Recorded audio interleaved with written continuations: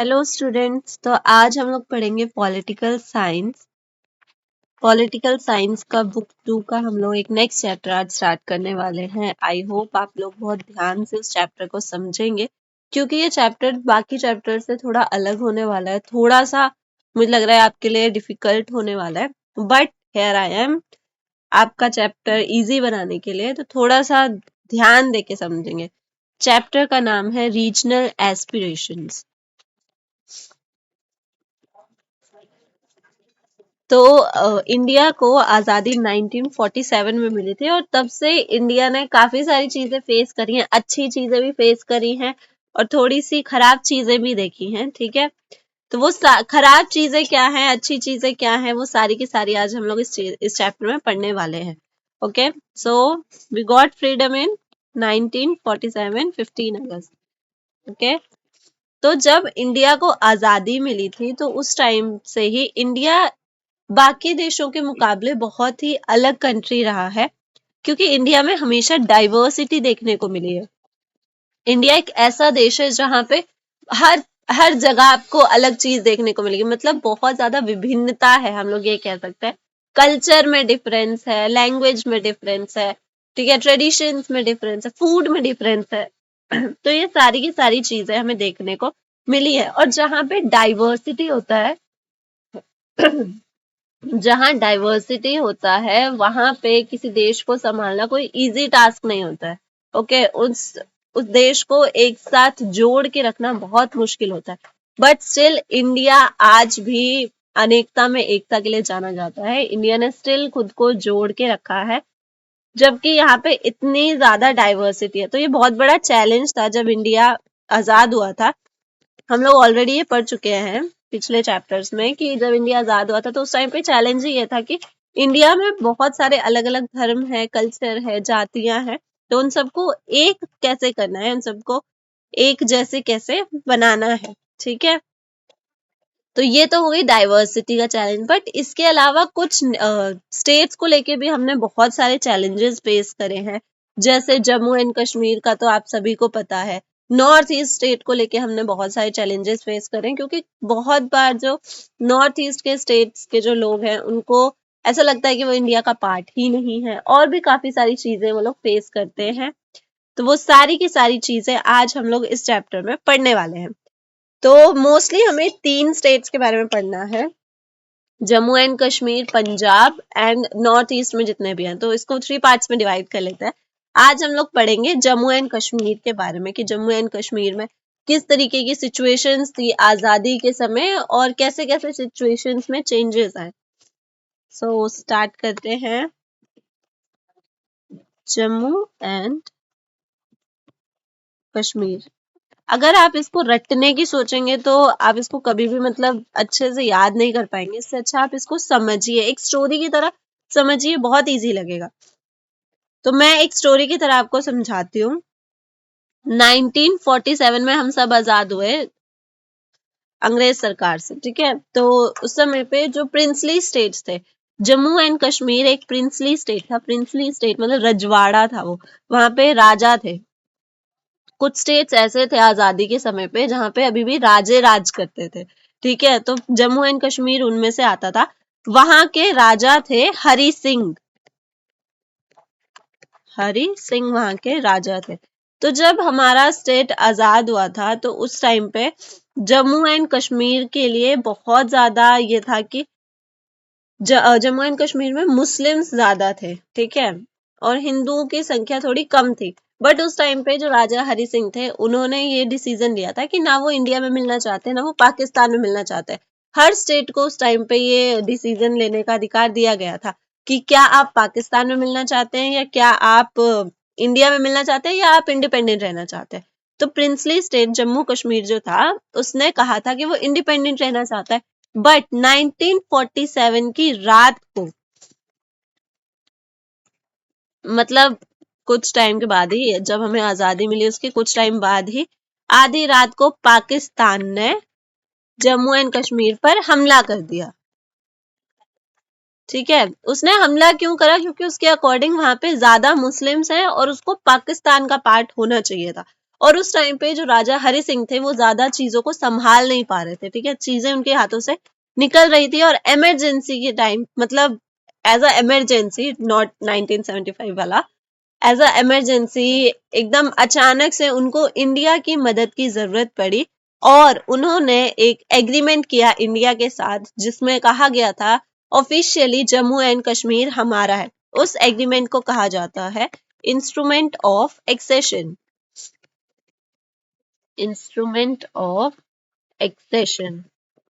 इस एग्रीमेंट के according Jammu and Kashmir officially India का होता है और जब ये एग्रीमेंट साइन किया गया उसके बाद इंडिया की तरफ से थोड़ी सी फोर्स भेजी गई ताकि मतलब चीजों को सेटल डाउन किया जा सके, पाकिस्तान से बचाया जा सके, और थोड़े टाइम बाद इंडिया जीत भी गया, ठीक है। ये फर्स्ट वॉर भी था इंडिया का, आप लोग पढ़ चुके हो कि फर्स्ट वॉर हमारा 1947 में ही हुआ था पाकिस्तान के साथ। तो वो इसी वजह से हुआ था क्योंकि वो उसने जम्मू एंड कश्मीर पर हमला कर दिया था। अब इंडिया ने जम्मू एंड कश्मीर को बचा लिया, बट उसके बाद क्या हुआ कि इस टाइम तक ना जो पाकिस्तान था वो थोड़े से हिस्से पर कब्जा कर चुका था जिसको कहा जाता है पीओके, पाक ऑक्यूपाइड कश्मीर या पाकिस्तान ऑक्यूपाइड कश्मीर।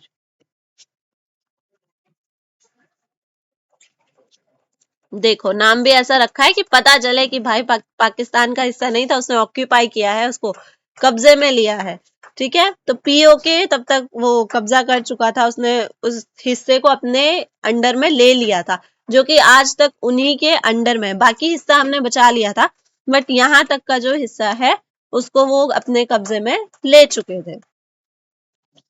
फिर उसके बाद क्या हुआ, जम्मू एंड कश्मीर का सिचुएशन आप सबको पता ही है कि वहां पे कश्मीरी लोग जो हैं ज्यादा मुस्लिम्स हैं, ठीक है, और उन लोग जो हैं मतलब वो एक्सेप्ट नहीं करते थे कि वो इंडिया का पार्ट है क्योंकि ये जो इंस्ट्रूमेंट ऑफ एक्सेशन हुआ था ये बहुत ज्यादा जल्दबाजी में हुआ था, कुछ लोगों के बीच में ही हुआ था, ज्यादा लोगों को इसके बारे में नहीं पता था, तो वो बहुत सारे लोग इसको एक्सेप्ट नहीं करते थे कि वो इंडिया का पार्ट है। इसकी वजह से कुछ टाइम के लिए पाकिस्तान को एक स्पेशल आर्टिकल दिया गया था, स्पेशल राइट्स दिए गए थे, ठीक है, स्पेशल राइट्स अंडर आर्टिकल 370। आप सभी ने 370 आर्टिकल के बारे में सुना होगा, ठीक है, तो उनको ये आर्टिकल के अकॉर्डिंग कुछ स्पेशल राइट्स दिए गए थे। अब क्या क्या राइट्स थे इसमें, कई बार एग्जाम में पूछ लेता है कि 370 आर्टिकल में क्या क्या राइट्स थे, तो उसके लिए मैं आपको बताती हूँ।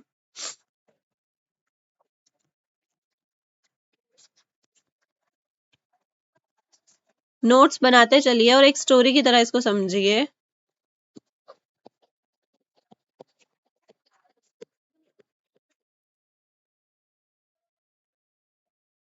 सो फर्स्ट राइट तो ये था कि मतलब पहली चीज तो ये क्लियर करी गई कि जम्मू एंड कश्मीर जो है वो इंडिया का पार्ट है, ठीक है, ये चीज सबसे पहली क्लियर कर दी थी इस आर्टिकल के अकॉर्डिंग।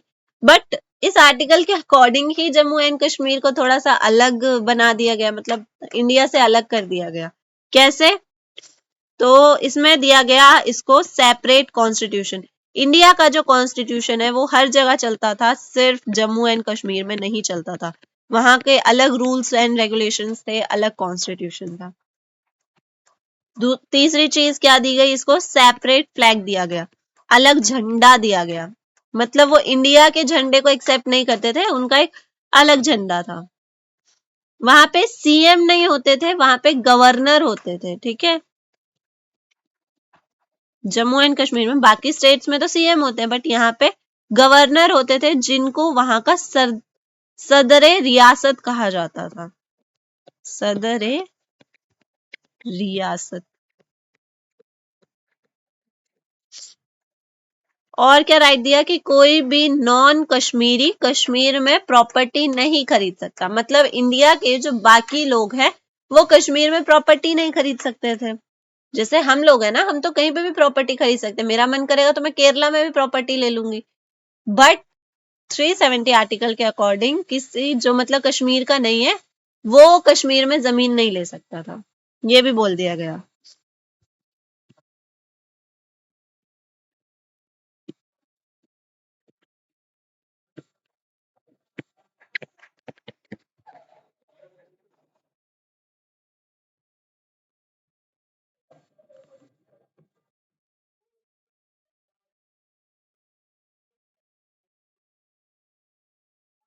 तो ये सारी के सारे राइट्स जो थे वो जम्मू एंड कश्मीर को दिए गए थे।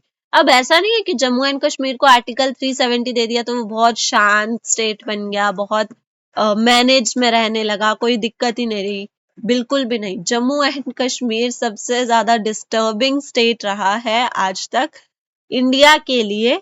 और सिर्फ इंडिया के लिए नहीं, वो खुद के लिए भी काफी ज्यादा डिस्टर्बिंग रहा है, क्योंकि उसके अंदर ही इतने ज्यादा डिस्प्यूट्स हैं, वहां पर इतने ज्यादा लड़ाई झगड़े हैं, इतने ज्यादा मुद्दे हैं कि वो खुद को भी डिस्टर्ब करता रहता है। जैसे कश्मीरी फाइल्स तो आप लोगों ने देखी ही होगी, तो वैसे कुछ डिस्प्यूट्स चलते रहते थे कश्मीर में। सबसे पहले देखते हैं एक्सटर्नल डिस्प्यूट क्या है कश्मीर का, जम्मू एंड कश्मीर का, सॉरी।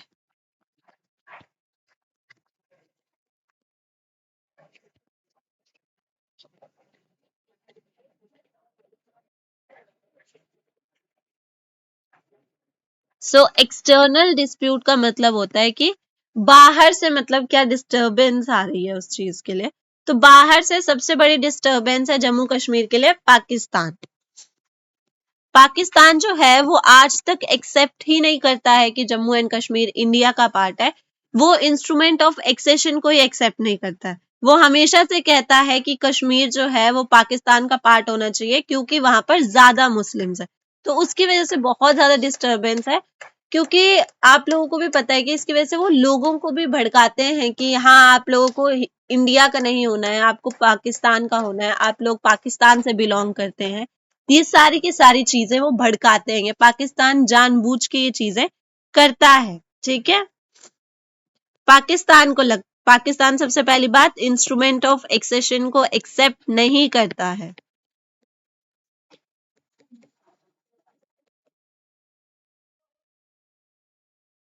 ठीक है, हम लोग एक्सेप्ट करते हैं, वो एक्सेप्ट नहीं करता है। और हमें क्या फर्क पड़ता है वो एक्सेप्ट करे या ना करे।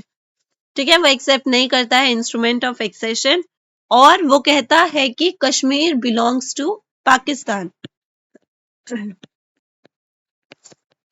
Kashmir belongs to Pakistan.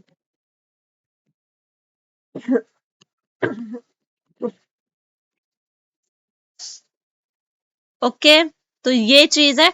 दूसरी चीज है टेररिज्म। अब उसके लिए भी मैं पाकिस्तान को ही, मैं क्या, सभी लोग उसके लिए पाकिस्तान को ही कहेंगे कि पाकिस्तान जो है वो सेपरेटिज्म और टेररिस्ट को सपोर्ट करता है थ्रू जम्मू एंड कश्मीर। ठीक है, वहां के लोगों के जरिए वो टेररिज्म और सेपरेटिज्म को बढ़ावा देता है। सेपरेटिज्म मतलब वही कि हाँ, कश्मीर को अलग हो जाना चाहिए इंडिया से, वो इंडिया उसको डिजर्व नहीं करता है, या वो it belongs to Kashmir, it belongs to Pakistan only. ये सारी चीजों को वो सपोर्ट करता है।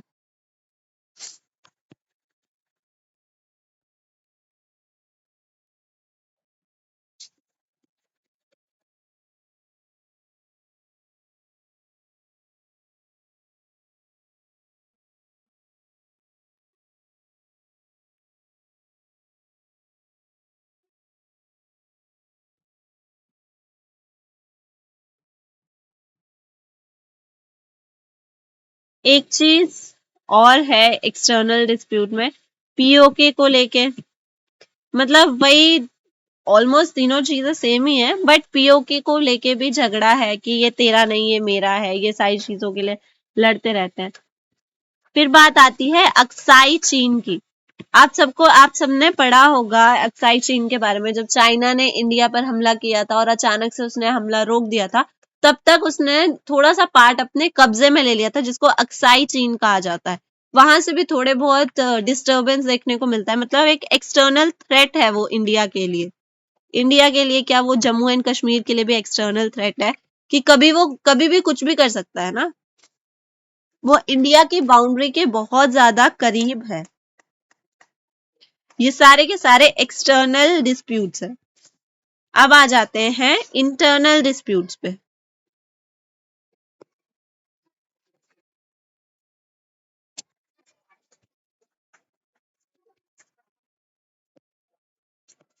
Internal disputes of J&K।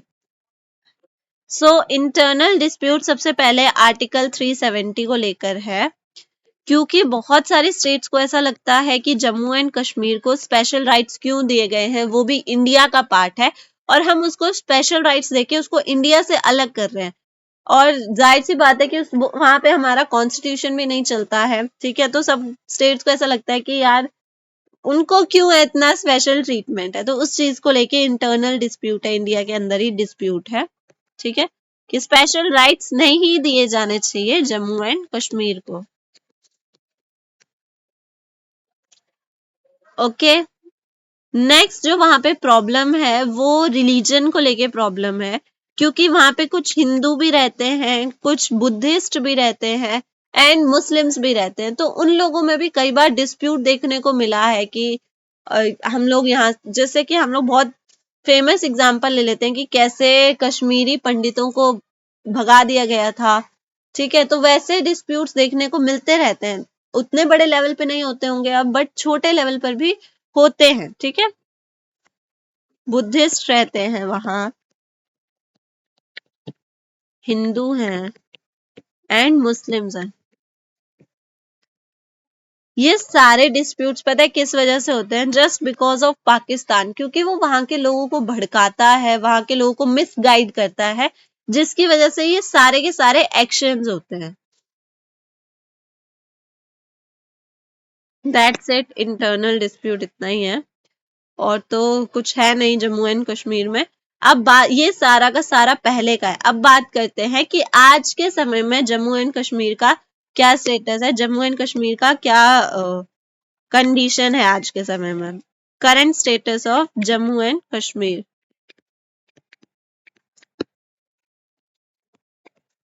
So article 370 जो हमने दिया था जम्मू एंड कश्मीर को, उसको हटा दिया गया है। आज के टाइम पे ये स्टेटस है, अगस्त 5 2019 को इस आर्टिकल को हटा दिया गया है, रिवोक कर लिया गया है। ओके, आज के दौर में जम्मू एंड कश्मीर में बाकी स्टेट्स की तरह ही है, इक्वालिटी है। ओके, और अब इनको डिवाइड भी कर दिया है। Jammu and Kashmir is divided into 2 union territories. Okay, एक 2 यूनियन टेरिटरीज में उसको बांट दिया है, यूटी में बांट दिया है। एक तो हो गया JNK और एक है लद्दाख। तो इस तरीके से बांट दिया गया है जम्मू एंड कश्मीर को, ताकि ये जो डिस्प्यूट्स हैं उन सब डिस्प्यूट्स को रोका जा सके, स्टॉप किया जा सके। यहाँ पे आपका जम्मू एंड कश्मीर हो जाता है खत्म। आई होप आप लोगों को समझ में आया होगा।